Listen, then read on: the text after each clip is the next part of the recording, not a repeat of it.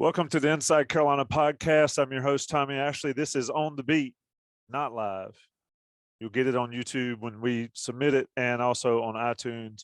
Rate, review, subscribe, and support Johnny T-shirt while you're at it. With On the Beat comes Greg Barnes, Isaiah Lucas, and Taylor Vippolis joins us tonight. Boys, we tried to go live, and after 31 minutes plus of technical issues, we gave up. Michelle Hillison, props to her. She is trying to figure out the issue. Gregory Hall takes a night off, and the dogs come and just steal the show and take it straight to the can. Greg Barnes, let's talk basketball first. Carolina got back on the good graces of the fan base and of Hubert Davis with a big win against Michigan. Followed that up with a good win against the Georgia Tech team, a week off during exams before they play again this weekend. Is this team who we expected them to be at this point, or is this team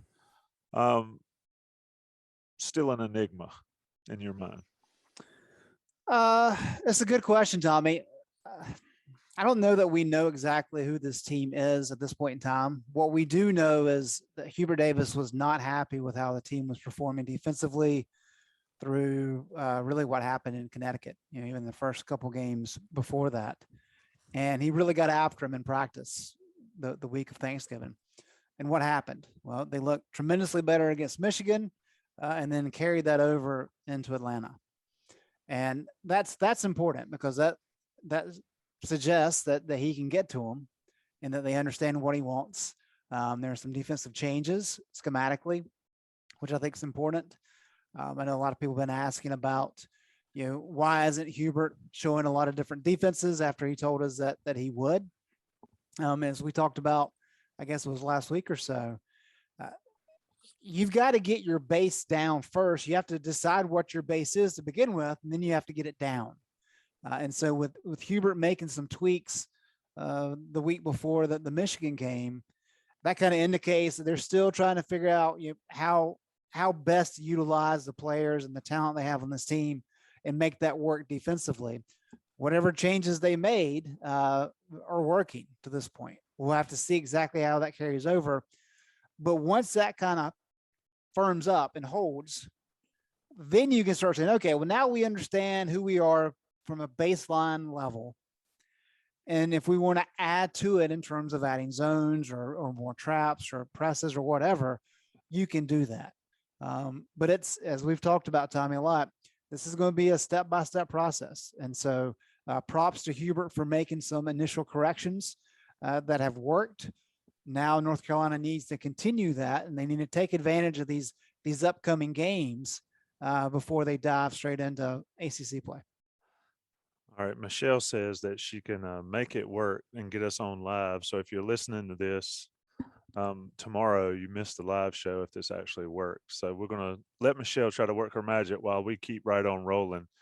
Isaiah, Carolina looks terrible, has a break, looks great, has a break, looks great, and now they're on another break for exams. Are these breaks, these extended breaks, helping this team really come together, maybe like they weren't able to do in the preseason for whatever reason? I think, yeah, I would say that just going off, you get more time off game experience to come into practice and really look at like what went wrong. You get more time to emphasize those things. So I think the extended breaks between games just gives you more time to just make more corrections and really get down what you want to do. Because at the start of the season, it was still kind of trial and error, trying to find a foundation, like Greg said. So Taylor, let me ask you this: as an athlete and as a coach, coaching some basketball, do guys have to like each other to be able to play well and have chemistry? Do you need to have chemistry off the court to have it on the court? Yeah, 1,000%. I think it's tough going into a game if you don't have a trust, or you don't want to see the person next to you succeed and play well. And in the Up in the Rafters podcast with Justin Jackson, when I was talking with him, I was saying to him, like, you guys had guys who could easily go for 20 plus points every night. The Joe Berries, Marcus Page, Bryce Johnson, Justin, even a guy like Kennedy or Isaiah. And when I asked Justin, how did they kind of blend so well together? He was like, we loved each other off the court. It made playing way easier, where we enjoyed seeing each other have success. And that's something that this Carolina team, I'm not saying that they hate each other or they can't stand the sight of each other, but they're having to learn how to play team basketball right now. And the other point we kind of made in that podcast, or I made in that podcast to Justin, was like, this isn't a video game where you could just plug 2 high-rated transfers and plug them into your lineup, and you don't have to worry about chemistry or anything. When you're on that video game, your team is a certain overall. They're going to play a certain way every time. But in the real world, you do have to worry about chemistry, and there is that kind of adjustment period to where it isn't a seamless transition, kind of like Greg was talking about, and how this is going to be a process. And I think the most encouraging thing from North Carolina's perspective is after the Michigan game, Hubert Davis was like, we need a win at Georgia Tech to validate that Michigan win. And that is a huge point in coaching, in playing, that it's easy to get a fluke win here and there.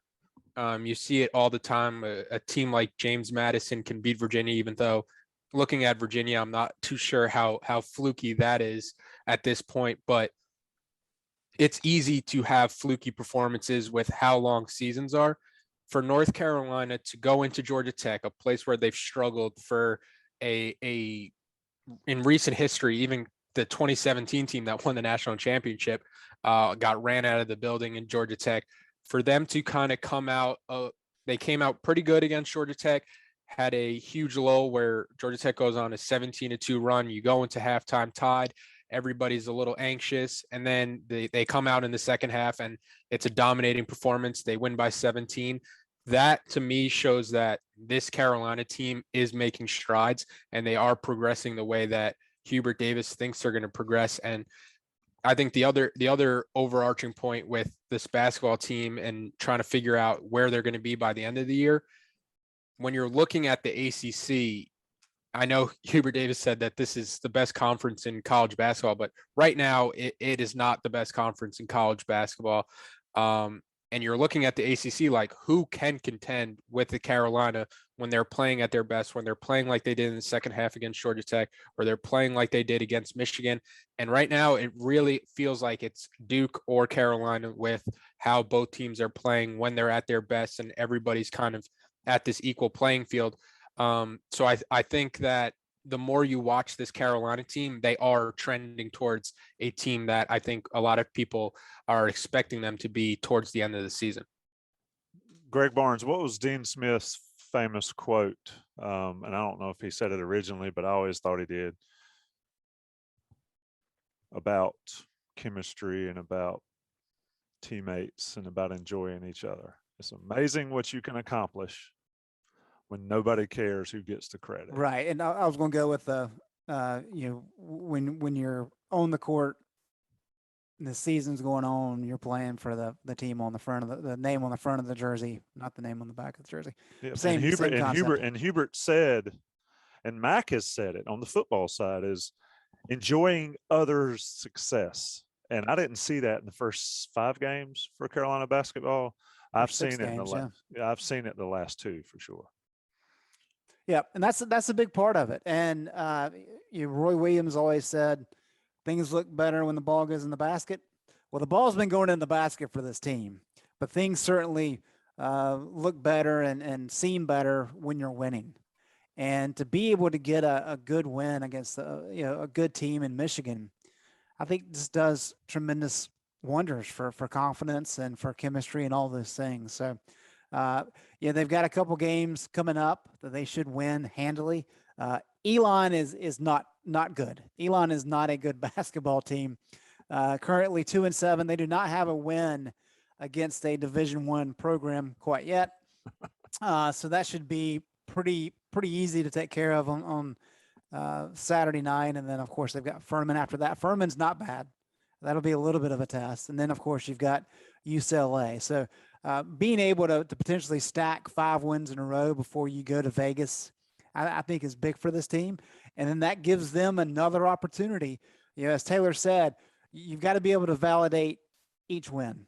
And so if you can put 5 wins together with a couple really good wins in there, being at Georgia Tech and against Michigan, now you're starting to kind of feel what it's like to be a top 25 team. And UCLA, they've had a little bit of struggles early on, but that's still a team that's expected to contend for a Final Four. And so, they played pretty good against Purdue. This will be another opportunity to really kind of prove themselves against one of the best teams. And that's what you want every so often. You want to be able to play against the best. Unfortunately, I agree with Taylor. ACC just not looking good at this point in time. So North Carolina is going to have to take care of business. There's more trouble games, if that's how you want to phrase it, or how I want to phrase it, in terms of it can do more damage than good in the ACC because there are some bad teams. So you've got to make sure you capitalize, and especially win at home, but win enough games on the road, and then maybe still one against Duke, still 2 against Duke, and you're probably sitting pretty. Yeah, the other thing I wanted to mention about the basketball team too, that I've kind of noticed from the Michigan game on, and it kind of ties into the point of enjoying who you're playing with and playing more freely within the offense. It's like the total assist number in the Michigan game was only 13, and the Georgia Tech game, it was 21, but the ball doesn't look like it's getting stuck in one person's hand, and it doesn't look like a player is going out there and hunting for their shot. I think they had a problem with that in the early part of the season where, somebody like RJ Davis goes down and in his mind, he's like, all right, this possession, I'm getting my shot. Then the next possession, they're trying to run some offense, and it goes to somebody like Dawson Garcia. And in his mind, he's like, you know what? I haven't got the ball in 3 possessions. It's my turn to go. And when you can start playing more freely within the offense, it's a lot easier to let the offense flow and let the game come more natural to you. And I think the other point that Justin kind of hit on was when you do lock in defensively, it makes your offense so much easier when you're forcing bad shots, then you're getting out and running in transition. So those were the 2 biggest things that I've kind of noticed from the Michigan game and the Georgia Tech game, where the ball is not getting stuck offensively, and a lot of Carolina's offensive success is coming off defensive success. Yeah, absolutely. I mean, some nights the ball doesn't go in the basket, but the defense has always got to be there every night. And Carolina, I think they've gotten it. I'm not ready to say that it's for sure. And I'm not sure that Elon and Furman will show that. I think the effort against UCLA, whether they win or lose on the defensive end, will tell me a lot. And that brings me to another point I was thinking about. And Isaiah, I want to get you in here. Is this rotation is as short as it's ever been, even in season Roy Williams, Dean Smith type situations. I mean, I don't have the numbers in front of me here because my screen is full of technologically challenging stuff that we were not able to figure out. But Isaiah, is the short bench for Hubert, is that a concern? For a couple of reasons. One, you're not getting guys experience in the early season. 2, you're wearing out your top 7, as we've seen Duke likes to do, and then they fall apart late in the year. I think it's a situational thing. I think with the previous 2 games, you want to find something. If it works, you kind of stick with it to kind of secure those wins. I think in these next 2 games with Elon and Furman coming up, I think it'll expand. It'll give guys a little more minutes depending on how the games go. But I think you really want it to lock in and try to find an identity for the team. And if that happens to come from 7 players, then so be it. Greg, something that comes out of that is a guy like Kerwin Walton's not getting any run, and the little run that he's getting, he's not having a ton of success. So how does Hubert Davis get a guy like that in it and going? Roy, and it was funny, I listened to Joey and Sherelle and Sean and their Coast to Coast podcast, and it was so on point, is Roy Williams was going to sub at the 10-minute and 26-second mark, he was subbing out somebody and they were coming in, usually no matter what, at least early in the season. Hubert's, like Isaiah said, Hubert's going with what works. And if somebody's rolling, keep getting it. And it's been 7 deep so far. But Kerwin needs to provide for this team. How does Hubert help him do that?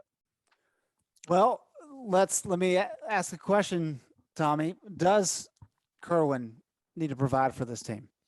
Where I'm going with that is, I think of similar conversations taking place with Kerwin Walton, just like it is with Leaky Black.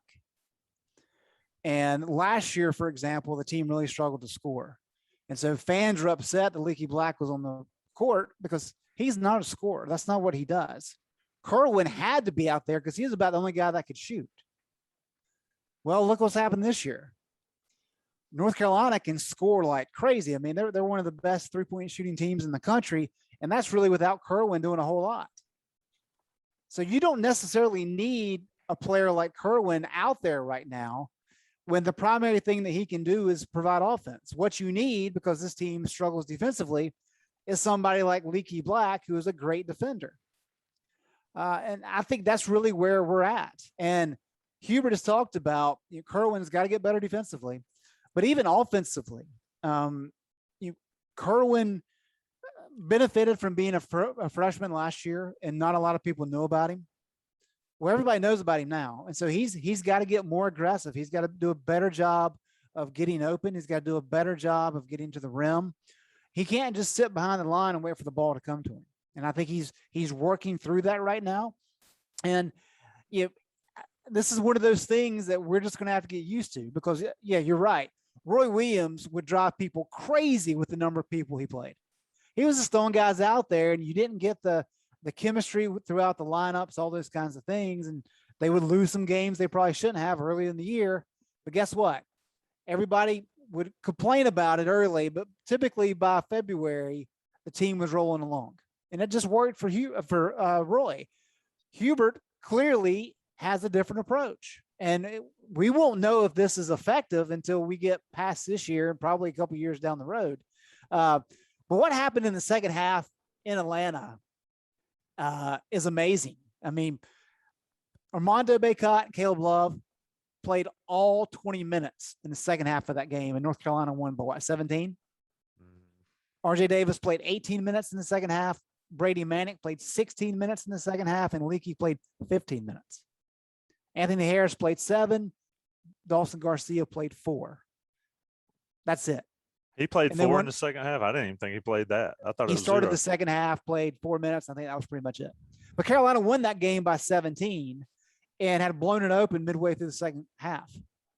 And yet Hubert stuck with his guys.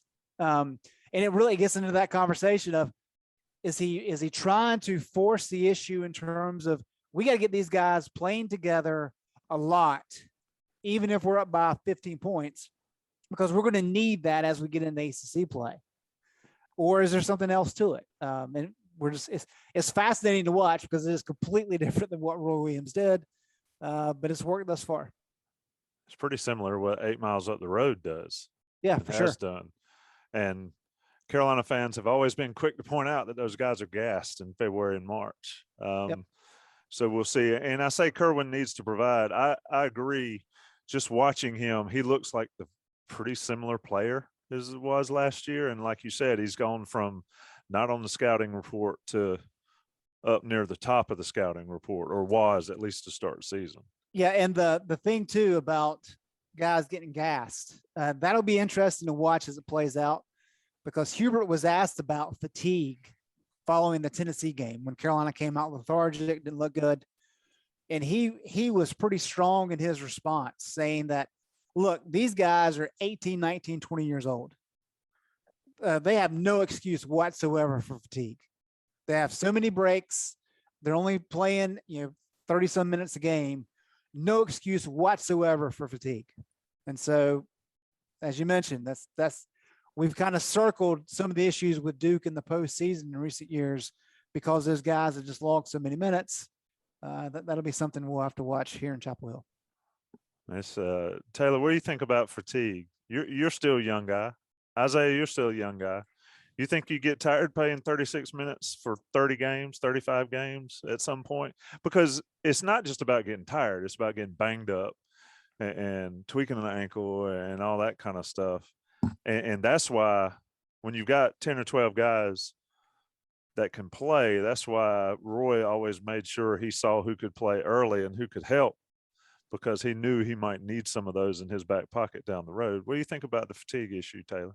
Yeah, I think it's less about the fatigue and more about what you had mentioned, where it's just kind of taking a toll on your body injury wise. But I'm kind of on Coach Davis's side, where it's like these guys are 18, 19. They don't need a ton of time for recovery.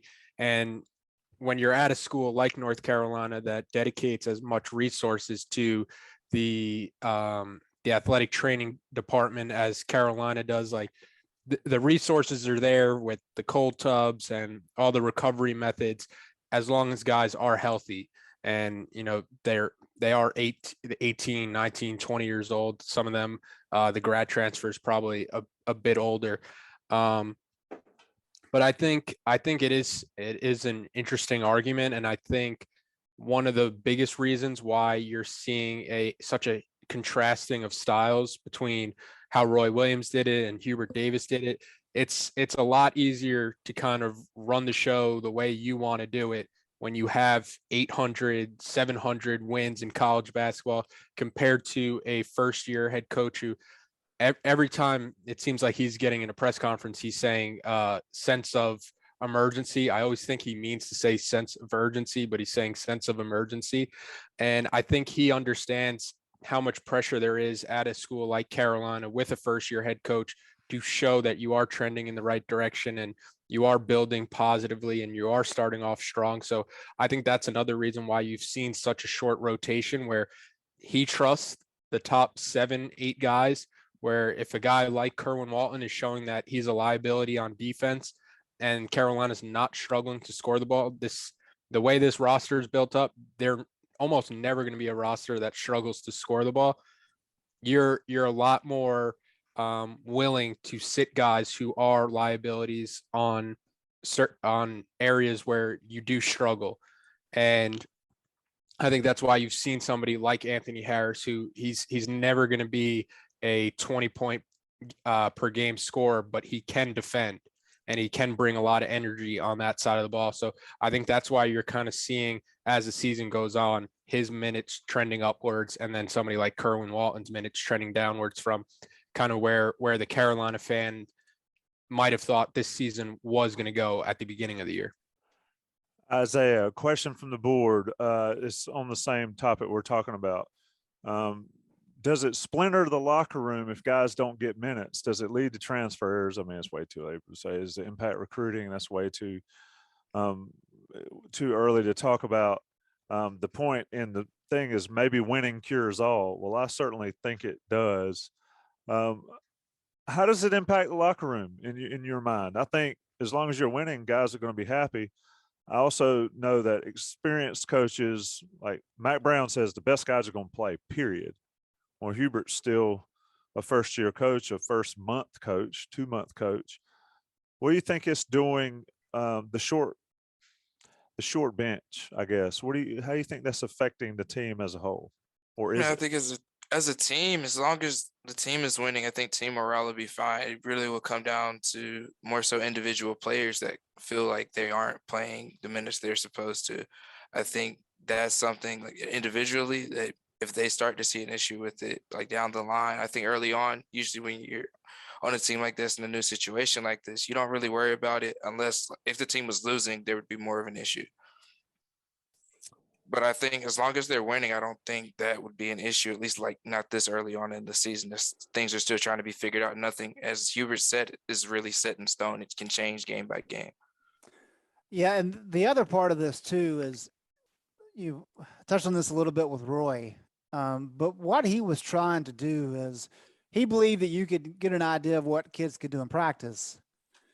But when you put them on the court against another team and there's a crowd in play and they know they're on TV and everybody's watching, that takes some time to get used to. And so in November and December and even some in January, he wanted to put guys out there and let them experience college basketball and kind of push them and let them see how they responded. And, you know, maybe a player proved to him that, okay, he's not quite ready to help us in crunch time. But he's got some experience. He knows what it's like now in the off season. He can take that step forward. And I think people know that about Roy. They understood that part of it. Hubert's not doing that. Hubert appears to be very much hey, if you can't prove it in practice, you're not going to see the court. And there are plenty of coaches like that.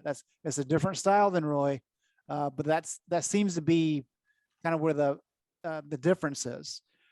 And that brings up a lot of interesting things because he's continued to say that DeMarco Dunn and Dontrez Styles are going to be two of the best players they ever played at Carolina, and they're going to be NBA players and have long careers. But yet they're clearly not good enough right now to even see spot minutes consistently. And we've had the conversation before. Maybe by the end of the year, they will prove themselves enough in practice to earn playing time. But again, that's just completely different than what we're accustomed to. So we're all kind of learning throughout this process.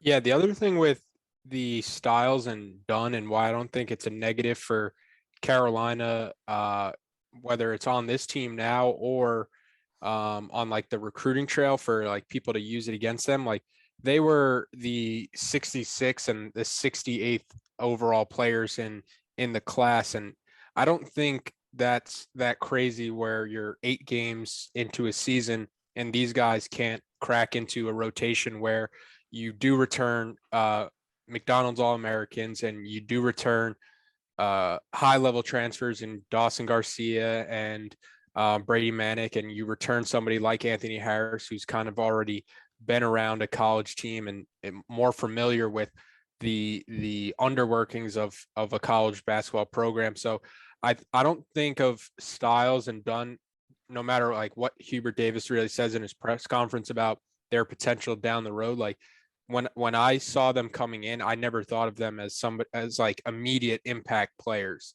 And I think it's different than like maybe they should be guys that are playing 5-6 minutes a game just to kind of see what they can do in minutes. But it goes back to the point where it's not like Carolina recruited Paolo Banchero or Trevor Keels and their top 20 players, and they're sitting on the bench and everybody's like, what's going on? Why aren't these high level guys playing?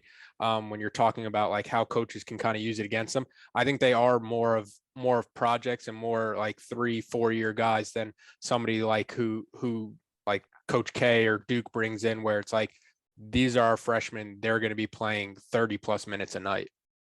Yeah, that's certainly a valid point. And that's why the short rotation doesn't really, it's different, like Greg talked about. And for somebody that's followed Carolina basketball forever, it is very different. It's more NBA type style.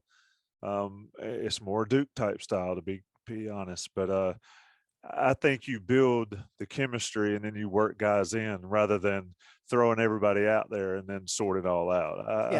I think that's the way to do it.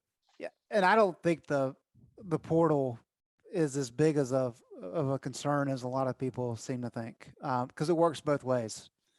I mean, well, at least 2 of the key players in North Carolina's lineup right now are from the portal, and Garcia and Manick, and you would assume at some point McCoy will probably work into it. So if you can bring in guys, you can afford to lose guys. And so if guys aren't happy, Hubert's been pretty upfront with that. If you're not happy, you don't want to be here. You don't have to be here. And the portal makes that very easy, but also makes it easy to replace you. So I understand the concern with losing guys, but Hubert proved pretty quickly that you can replace them rather easily. Yeah, and that's what's crazy. And we can talk about the portal all day, but so many people go in. It's like they go in and you never see them again. It's like, where'd they go? And what did Mack say, Greg, earlier this week? 800 since November 1st on the football side of it. That is insane. It's nuts. But folks think the grass is greener. Sometimes it's just grass, and you go out the pasture never to be seen again. But let's wrap up this basketball discussion. And somebody asked on the board, Taz, my man's always on there, always on the YouTube live stuff too. So hate missing him tonight live. But I'll ask the question for all of us, and I'll start with you, Isaiah. Realistic expectations now, this far in the season. The expectations preseason versus the expectations before the Michigan game versus the expectations now is probably one of the bigger roller coasters in Carolina basketball. What do you think, Isaiah? I feel like, yeah, it's been interesting. I think the way the team showed that second half of games, they can come out and they can fix whatever went wrong in the first half, and they can really play with anybody. That's what it seems like. So I think as you just go down the schedule, UCLA will be a bigger test than what's coming up, than App State before conference play. But I don't think that they'll honestly face anything too challenging that they can't correct. I think that they've shown that they can correct any issue that they have so far. And I think as long as Hubert could go into halftime and they can come back and bounce back from whatever, I think they'll be fine. Taylor, is it realistic to believe that this team is much different than it was before the Michigan game? Or is the Michigan game and the Georgia Tech games, are they needle movers for the expectations for this team in your mind, or were the preseason expectations probably on point and they just started slow? I think this is a team that's going to have their ups and downs during the year, where I wouldn't look at one or two games as trying to like tell a story about how this team is going to play.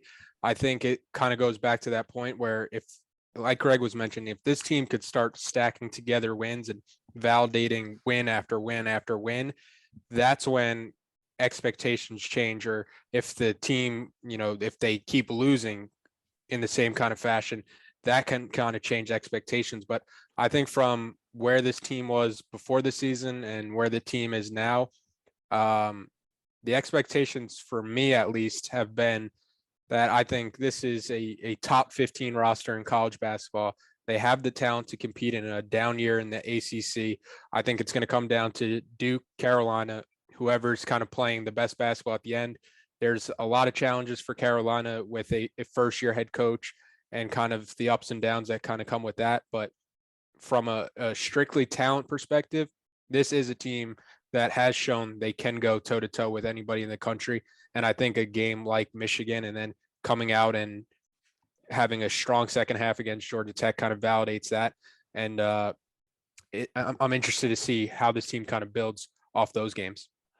Greg, last question before we take a break and talk some football after the break. Elon and Furman, what's the goal here for this team? Well, in previous years, I would say is to get the younger guys or the bench guys a lot of minutes, right? I don't know if that's going to be the case. So I really think, when you play Michigan and then you play on the road at Georgia Tech to open the ACC season, the energy's there, right? They're going into this Elon game knowing that they should win by 30. So how does that affect things? One of the things we've talked a lot about on the football side of things is the team really plays up and down in competition. You cannot be a legitimate Final Four contender if you do that consistently. Yes, you're going to have games like that where it happens. But I think these are the opportunities for North Carolina to come into a game where they know they're supposed to win in dominant fashion. Same situation at Loyola and then UNC Asheville, where they came out and they looked great the first 10 minutes, and then they went on cruise control. Don't do that. Throw the knockout punch early and just pile it on and win by 40. And I think that's kind of what you want to do. The team we know is very good offensively. That's not going to change. But maintaining that defensive intensity, that's what Hubert wants.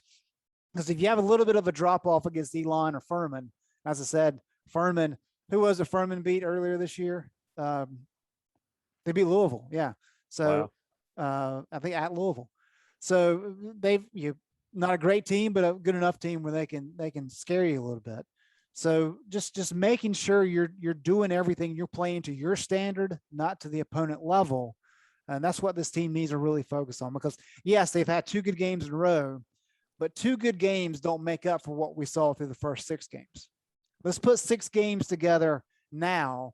And then we can say, okay, well, after 6 slow games to begin with, they put 6 really good games together. Now we can talk about everything kind of changing in the right direction. Yeah, you mentioned playing to the standard, and I think that's the biggest deal for me watching, whether it's Carolina football, Carolina basketball, is you play to your standard, like you said, and not to the opponent's standard. And I think this team still got to figure that out, because in the early season they didn't play to any standard, but against Michigan they looked really good. I'm not sure how good Michigan is, but it's still Michigan. It's still a Big Ten team. And then I think Georgia Tech can be pretty good, and they played well there. I agree. I'm not sure how many minutes everybody's going to get, but they need to blow Elon and Furman out. And it doesn't need to be 120 to 85. It needs to be like 90 something to 50, where they've shown that they can play defense. But it'll be interesting. Somebody asked for us to preview UCLA. We can do that next week, because UCLA is week after next, and we're on the 18th, Greg, something like that. Yep. So we've got time to talk about that. And I think Elon and Furman can show some growth in this team that maybe we haven't seen, even with the 2 wins they've stacked together. Take a short break, talk about Johnny T-Shirt, johnnytshirt.com. Of course, great sponsors of Inside Carolina. Great friends of you as an Inside Carolina Premium subscriber. They give you 10% off your everyday order. I'm pretty sure you probably still can slide some Christmas gifts in there, even though we're getting close. But if you can't order it online, you can go see them on Franklin Street. I was in there the other day. I had a $25 limit on an office Christmas party. Nailed it under $25 from Johnny T-Shirt with the discounts they had going on, and with that Inside Carolina discount. So make sure you support them. Locally owned and operated. Great friends of everybody in Chapel Hill, including us at Inside Carolina. Let the national guys pay the bills on the audio version. This is On the Beat with Taylor, Greg, and Isaiah. I'm Tommy. We'll be right back. All right, boys, back with On the Beat, not live, the unlive show. If you're watching on YouTube and on iTunes, listening on iTunes, you're getting this tomorrow, not today. And I apologize for that on the technical issues. But let's talk some football, Greg. A lot of people were disappointed in this season. It seems like that tide has shifted significantly. A, with some recruiting news and recruiting that's going on, but B, with a guy like Sam Howell saying that, as of now at least, and he says he's playing in the Mayo Bowl against South Carolina. I mean, what a couple weeks can make as far as what I think is the fan base shift back to being positive towards this football team. Well, there's always optimism in the off season, right? Always. Whether it's fair or not, Mack was given the nickname Mr. February back during his days at Texas. And Mack can recruit with the best of them. There's no doubt about it. And so during the offseason, he's going to win the offseason. That's what he's done. What he does, he's done it very well for a long, long time. And so, yeah, I don't think there's any doubt that the fan base will come around, and before we know it, fans will be talking about winning 10 games next year, and the issues that took place this year will be, they'll have all that stuff fixed. That's the fun of being a fan, right? Is the off-season optimism. Everybody's undefeated until the first game kicks off. But when you're talking about a recruiting class that North Carolina is set to sign, Mack has said is arguably the best in school history, and I'm not going to argue with him on that. I think it's very impressive what they've done, and Larry Fedora signed a lot of 4-star guys, especially at skill positions, and that's important. But in order to really play with the big boys, you've got to sign those kind of guys up front, and they've done that. Probably need more guys along the offensive line, but Rice is quite possibly the best offensive lineman in the country. And so it's very impressive what they've done. And it was a little, I don't want to say surprising, it was noteworthy that Mack Brown said earlier this week that when you get better recruits in, it makes coaching easier. Yeah, it doesn't hide the coaching issues, right? But it does cover up some of the issues, and I think that's a good component. I mean, regardless of what you think about the coaching staff, they're going to get better as the talent gets better. And North Carolina is about to have 3 top 15 classes and a top 30 class this staff has signed. Very few teams in the ACC has that kind of talent. Very few teams across the country has that kind of talent. And that's important. You start running yourself out of excuses as a coaching staff when you keep stacking talent like they're doing. I don't think the talent can get away from the game mismanagement, but that's the thing I've been harping on forever. We're going to find out, Tommy. Yeah, it can make it a lot less relevant than it does. But Isaiah, were you surprised Sam Howell said he's playing in the bowl game? And when I look at it, I think a couple things with the Sam Howell decision. All right, does Sam Howell play in the bowl game? If he were to come back next year, it's a no-brainer to play in the bowl game. But if he was not to come back, is Sam Howell playing in the bowl game more important, or would it be better for the team to have Criswell and May get full ball game against a legitimate opponent? What do you say about all that? And as you know, backup quarterback is my favorite spot, so I'm kind of torn on this one. I mean, yeah, if he's gonna go, I don't necessarily think that he should play a lot in the bowl game. I think you do throw the backups out there and let them get as much rep as you can, because you don't want a situation like you want to go into the next season being able to handle whatever expectations are placed on you. So you want them as ready as possible. You want the team as ready as possible. But also with Sam, if there is a possibility that he stays, I mean, I think that's, you kind of want to establish something. I think in the bowl game, I think that's what you want to do. So you kind of want not necessarily put pressure on him to like give you a definite yes or no, but you kind of want to plan as if. I'm sitting here thinking about it, Taylor. You've been on teams before.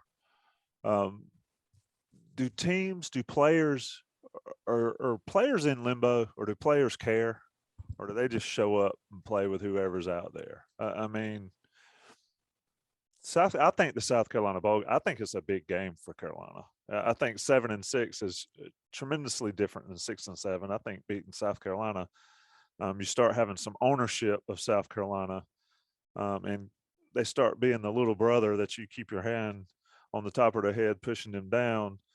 So I think it's important for that reason. But do players think about or care about who's coming back, who's playing, who might play in the bowl game, who might not play? How's that work? First, I thought you were going to say, do players care about the bowl games? And I would say it depends on the team and the city you're in, because I've been on some teams where I would question pretty severely how much players cared about certain games. Do they make cars in the city that you're talking about? A few here and there. Terrible experience. But I think overall, everybody views the bowl game as a conclusion of your season, not a look ahead to next year. So if Sam Howell does play, I really wouldn't want to see it for just a series, or he plays a quarter and then he comes out. Like if he's playing, I think he's going to go in with the intention, like, I'm playing to win this game for North Carolina. Mack Brown has kind of talked about that the reason why he thinks Sam Howell wants to play is because he understands the importance of this game for the program. And it is beating an SEC team if they could beat South Carolina. And I know South Carolina might not have the name brand it did when Steve Spurrier was there, but it's still an SEC brand that Carolina can kind of hold over the heads of when they're out recruiting, that we're going toe to toe and we're beating a lot of SEC teams, especially when you could beat South Carolina, who is as close as as they are. And I think the other point I've seen people make when it comes to Sam Howell today, specifically with the announcement from the Duke's Mayo Bowl that they're going to pick a ambassador from the winning team, and the ambassador gets like $5,000 in NIL deals to help promote the Mayo Bowl in future appearances or future appearances for the year. That's not why Sam Howell's playing. Sam Howell's not getting out of bed for $5,000 right now. Taylor Vippolis is not getting out of bed for $5,000. Let's be honest. I'm jumping through hoops. I'm jumping through hoops for $5,000. Sam Howell, NIL era, he's not getting out of bed for $5,000. But I think it is a really cool experience for this Carolina team, having a guy like Howell. Everybody knows when he's in, you're going to have a chance to win. We've seen it in the Notre Dame game. We've seen it in the Clemson game, where Carolina might not win those games, but the reason why they're even close in the first place is because of how talented he is. And it would be a cool storybook ending for him to go in 2019, start his career off in Charlotte, where he's from, beat an SEC opponent in South Carolina. And then you fast forward 3 years later, where he has played himself into being I think he's still going to be a first round pick. I think it's going to be something where once he starts testing and he starts getting in front of people, he's going to start rising up the draft boards, where he has played himself into being a high NFL draft pick, but he does want to come back and play in the bowl game and kind of have a put a bow on his Carolina career. And I don't think it's a shot at the players who opted out of the Orange Bowl last year. I think everybody, everybody kind of look out for yourself and do whatever's in your best interest when you're talking about generational type money and setting your family up for the future. So if Howell does want to play and he does want to play the entire game, then I'm all for it. But if he did want to sit out, I'd be all for it as well. Yeah, and Taylor, I wanted to ask you, since you've got experience within the North Carolina football program and at the college level, Tommy mentions about you playing different guys, and I think there's a segment of the fan base. It may be very small. I'm not suggesting this is the entire fan base at all, but I think there's a number of fans who would be perfectly content if none of the seniors played, because they're not going to be playing next year, and you just played a bunch of younger guys to give them playing time and get them ready for next year. And I've just kind of dismissed that throughout the years. I mean, I think it's important for seniors to be able to play and to have that opportunity to go to a bowl game and experience all the unique things, whether you're building cars or whatever it may be. But Mack Brown mentioned earlier this season about, because of how the opt-outs was affecting bowl games and because of the college football playoff, even he would kind of start looking at bowl games as an opportunity to jumpstart the next season. I'm not saying that he's going to bench seniors or anything, but that he's going to maybe change how he looks at bowl games. From your experience, how important is it for the team to go to a bowl game, to celebrate the seniors, to have that time together? Or am I making too big of a deal of that, and it really is just a next step to prepare for the next season? Yeah, I think it's more the first part than the second, where I don't know how much of an advantage it would be playing the young guys, a couple of quarters, and when you do have such a break in between this time and when you're in fall training camp next year.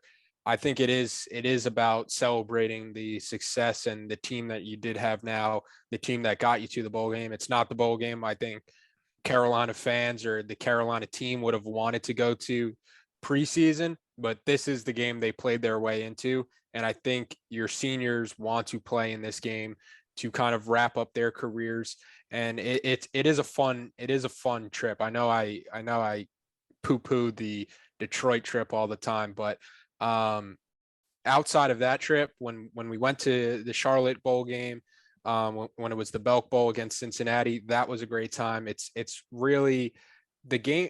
Like, I don't really want to say the game is secondary, but the game is almost secondary to the team bonding and all the experiences you have as a team, where if you go out there and we're all preparing like we want to win, But it's really about the team bonding, being in the hotel. You have to also remember, like, this is Christmas, and we're in the hotel for Christmas, and all the coaches are with their families, and we're kind of looking around at tables at dinner, like we don't really get to go home to see our families, but we have to make the most of this. And a lot of my best memories from Carolina are from the bowl games, when we were in Charlotte for the Belk Bowl against Cincinnati, when we were in Orlando in the Russell Athletic Bowl against Baylor.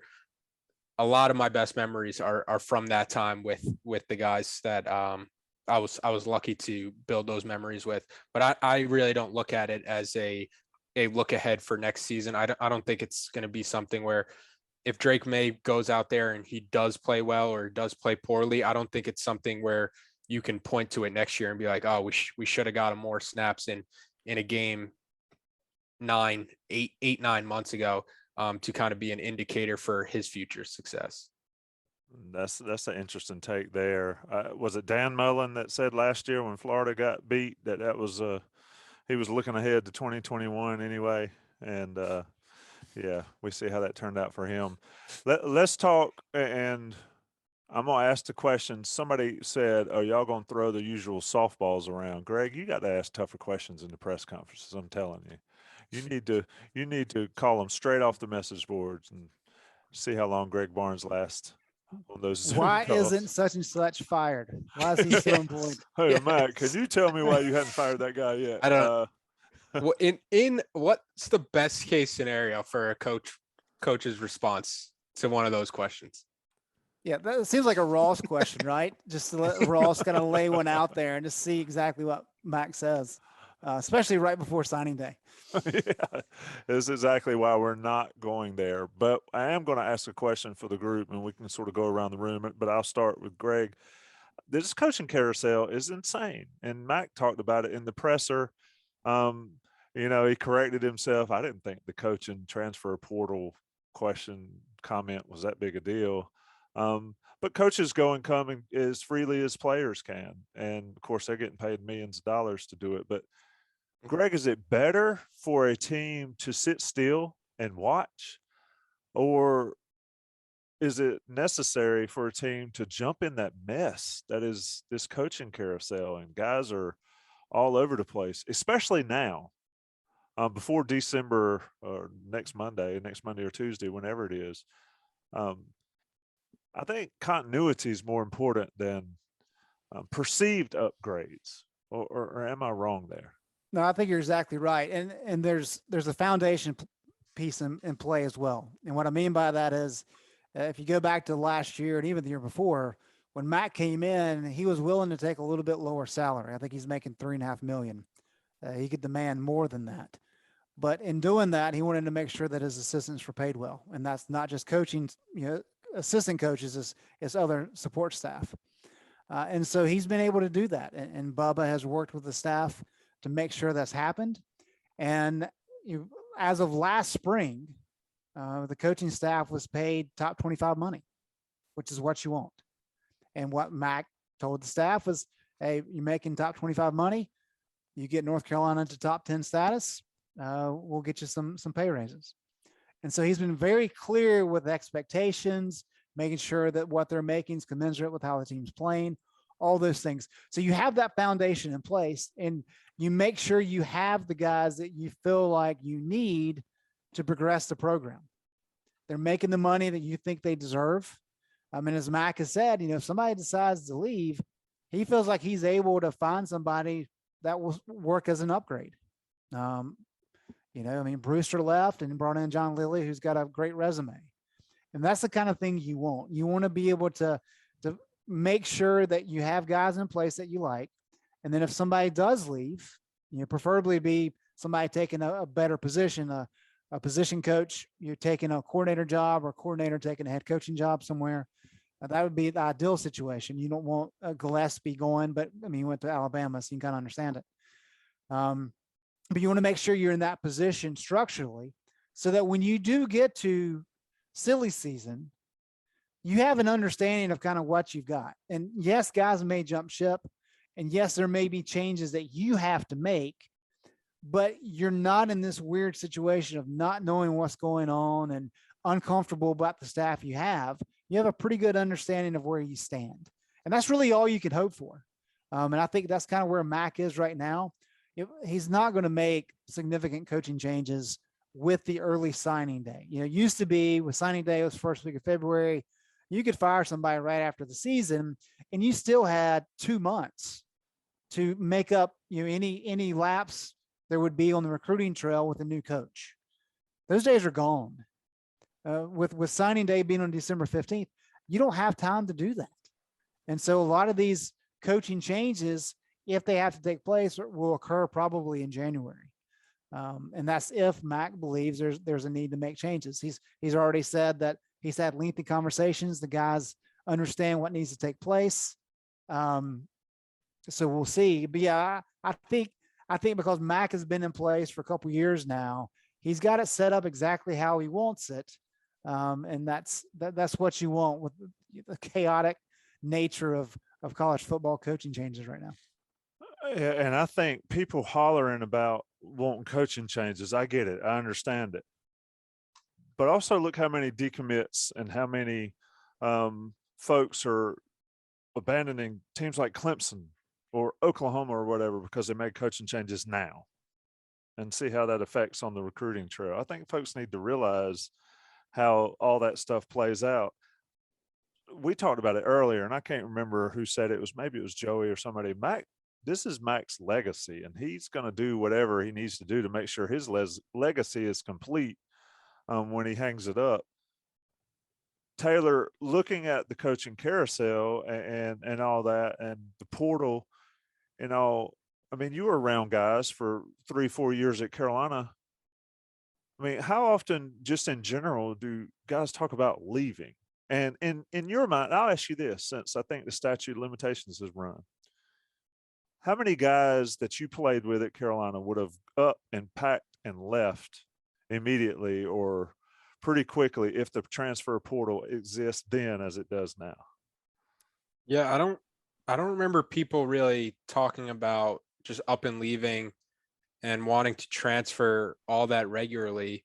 The only people who would talk about wanting to transfer are the ones that like clearly weren't playing and were so far out of the rotation, or maybe a walk-on who thought he could get a scholarship elsewhere. I know the one instance that kind of comes to mind was Garrett Hudson. Garrett Hudson was a walk-on tight end for UNC, I think 2014, or the year we went to the Belk Bowl. I'm pretty sure he was a walk-on, and he was behind like Ebron and Jack Tab and Kendrick Singleton.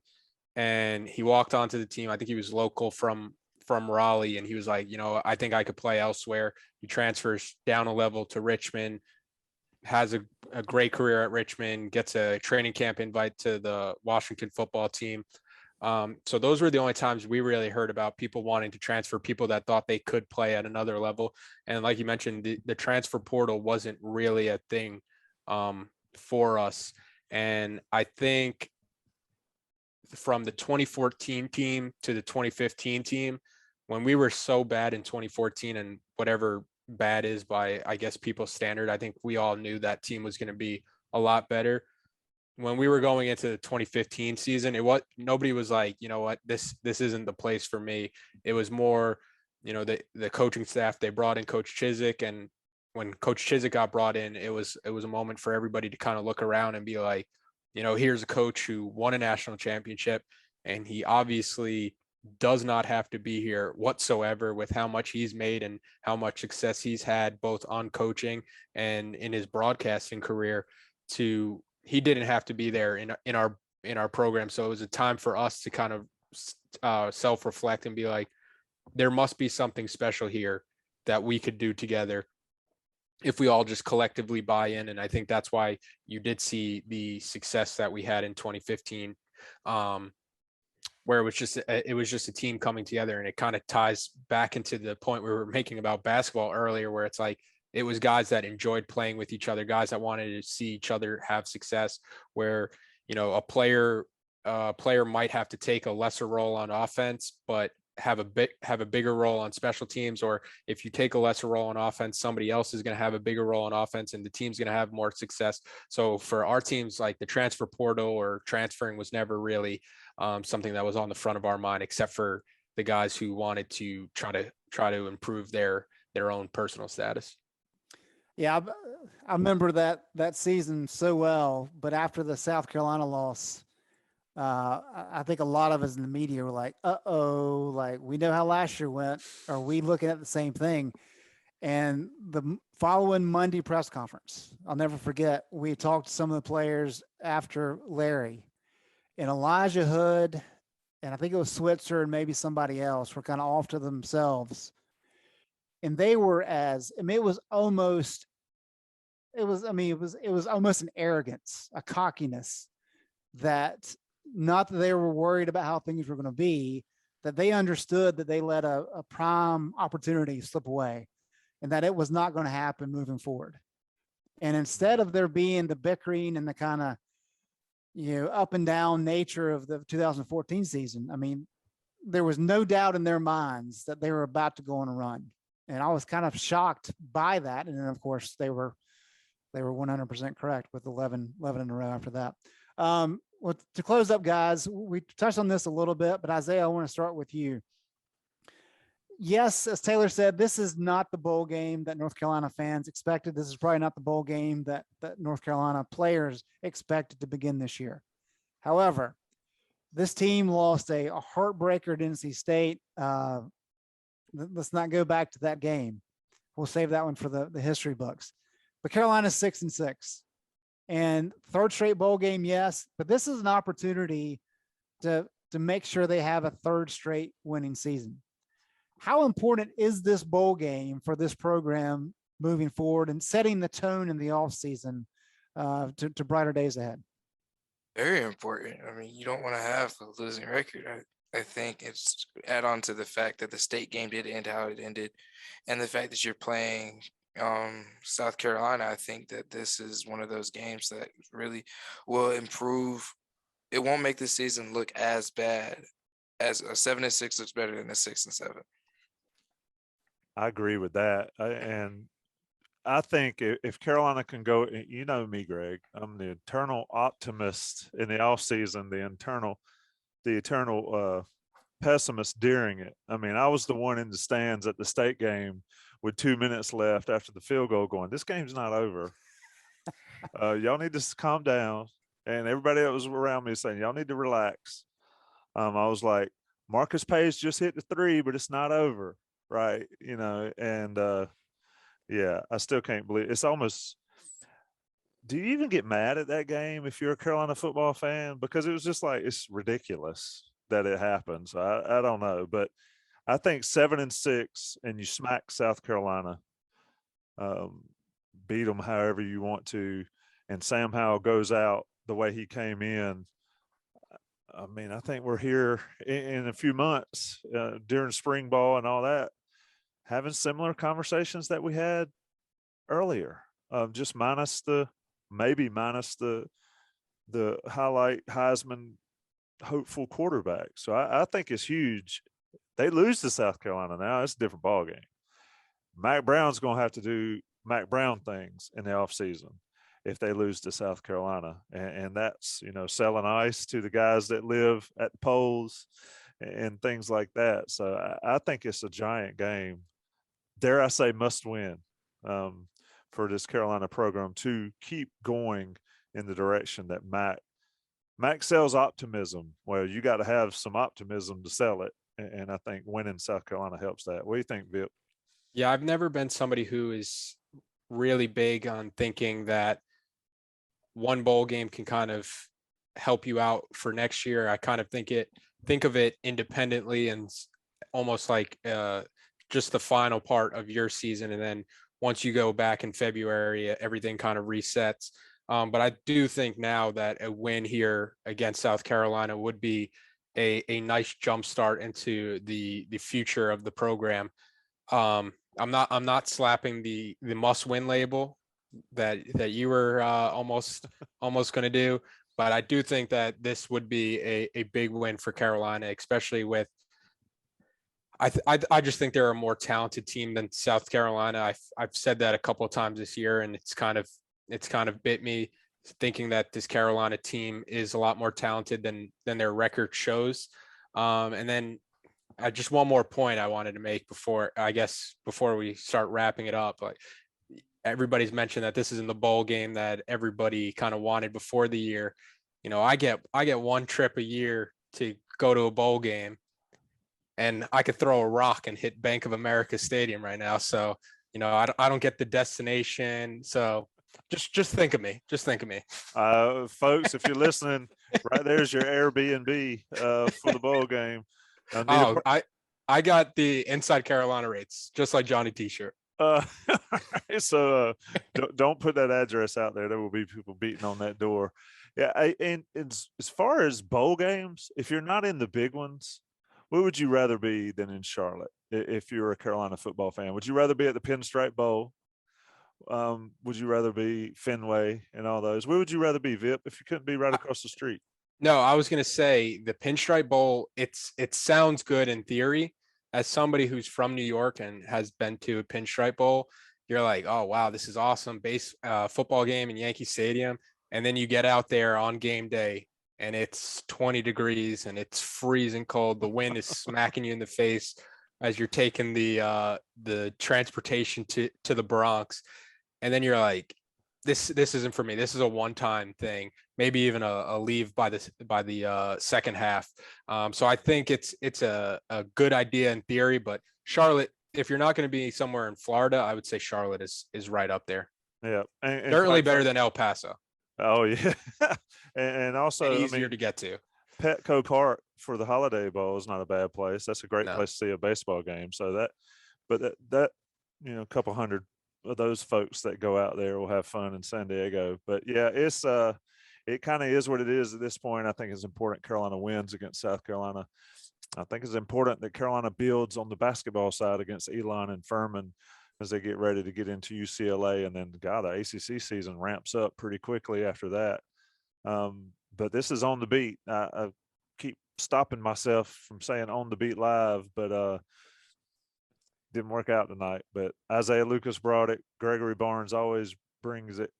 And Taylor Vippolis joined in from the Inside Carolina headquarters at the Belk Bowl, or excuse me, at the Mayo Bowl. We will all party at Taylor's place come the Continental Tire Bowl. Wait a minute.